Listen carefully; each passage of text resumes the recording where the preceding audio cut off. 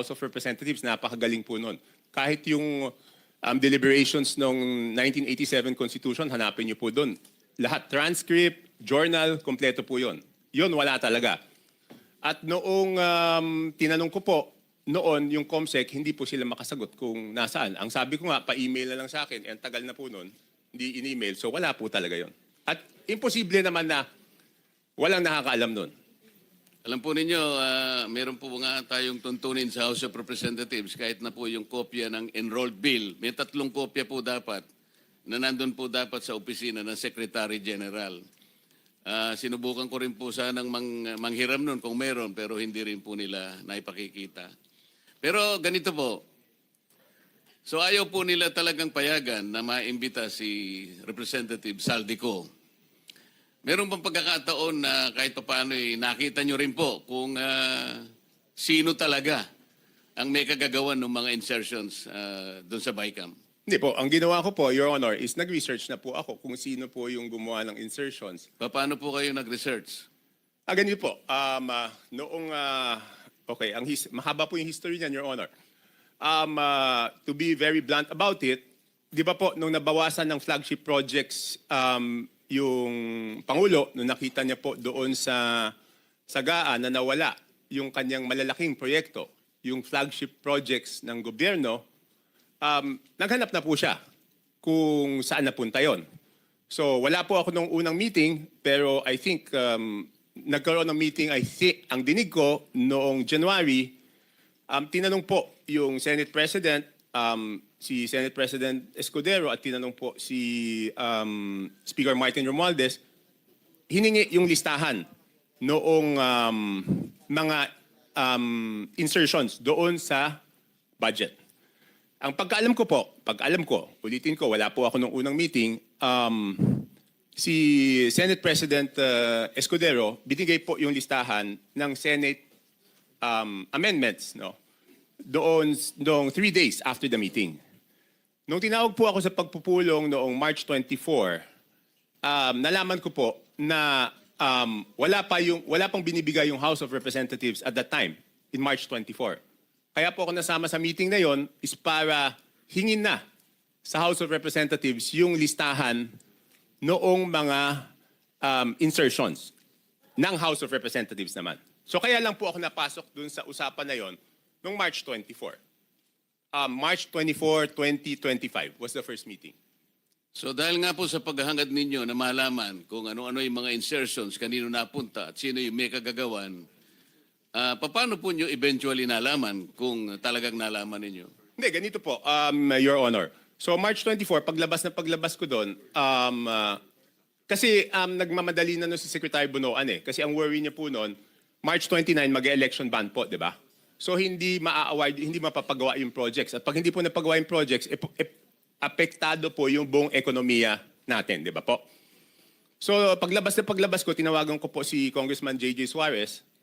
Kasi sabi sa akin doon sa meeting na yon na since wala na si Saldico, ang kumakausap na lang sa mga department secretaries ay si Congressman J.J. Suarez.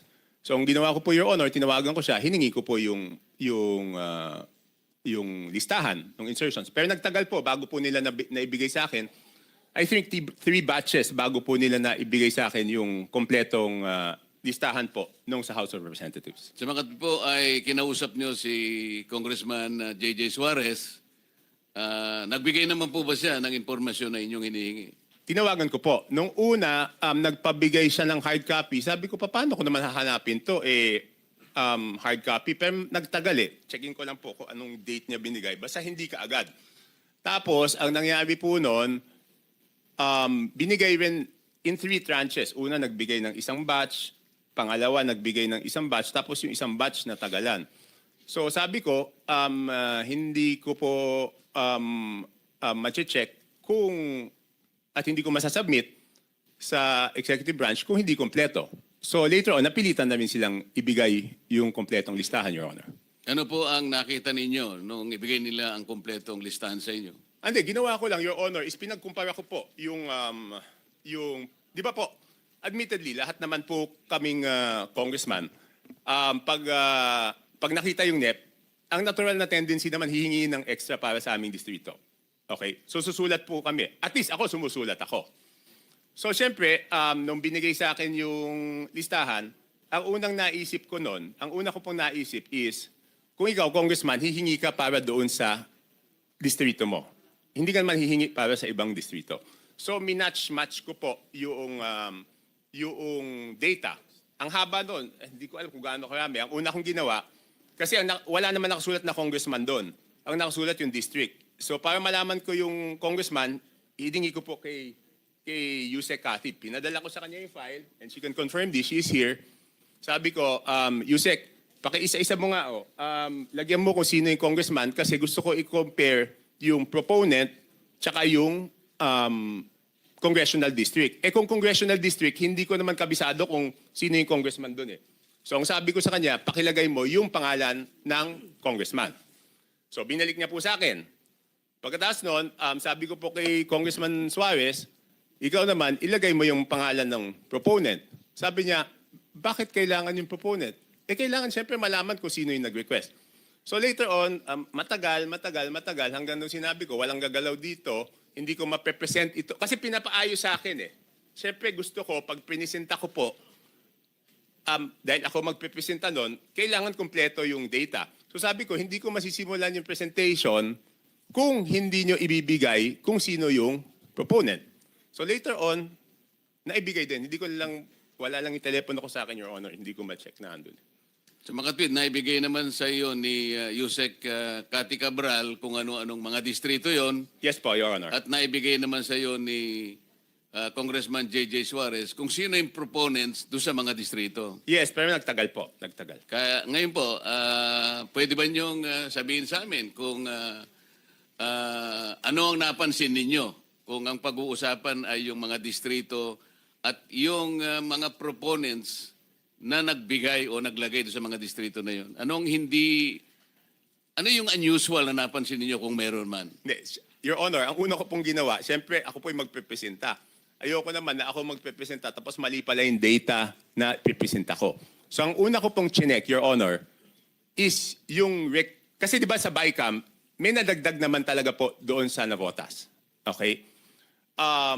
Yun nga, ini-issue sa akin, insertion yun. Hindi ako makakapag-insert, Your Honor. Kasi ako po ay hindi membro ng BICAM. So pwede lang po ako mag-request kung ano man yung pumasok doon sa BICAM, yun amyenda na pinayagan ng BICAM. Okay? Opo. So, para hindi ako mapahiya, ang una kong chinek is kung tama yung pumasok Sa inyong nadagdag. distrito? Hindi, yung sa akin muna. Yun nga po, sa distrito niyo. Kasi alam ko po kung magkano yung nadagdag sa akin sa BICAM. Tumama naman po. Tumama, kasi ang request ko noon is 1.1 o 1.2. Ang pumasok po galing sa House of Representatives na request is 529 at meron po galing sa Senate na 121 po yata. Pero yung sa Senate is all classrooms po yon. So nung tumama na, sabi ko, since tama yung sa akin na nadagdag doon sa aking NEP, kumpiyansa ako na tama yung records. So ginawa ko po, pinisent ko na po. Ano po yung nakita nyo sa ibang distrito na hindi masyadong, na very unusual? Halimbawa, sa dalawang probinsya ng Mindoro. Mindoro Oriental at saka Mindoro Occidental. Because I'm going to take advantage of the presence of the good governor of Mindoro Oriental. Kaya ko lang po tinatanong. With no offense meant, Your Honor, kay Gov. Dolor and to my fellow congressmen, ng district congressmen, ang una ko pong napansin doon is lumobo yung dalawang Mindoro, isang Oriental, isang Occidental. Ang NEP po nila is something between 1.5, sabihin na natin para safe ako. Hindi lumampas ng 2.5 yung, but I have the figures, Your Honor, kaya lang para lang mabilis po tayo, Your Honor. Hindi lumampas ng 2.5 yung NEP nila, pero ang GAA po nila is, magkano ba? 20 billion. So, nagulat ako, sabi ko, in fairness doon sa mga district congressmen, Your Honor, hindi po nila kaya gawin yun. Hindi kayang gawin ng regular congressman na magdagdag. Hindi naman po sila miyembro ng Committee on Appropriations. Parehong first-term congressman po yun.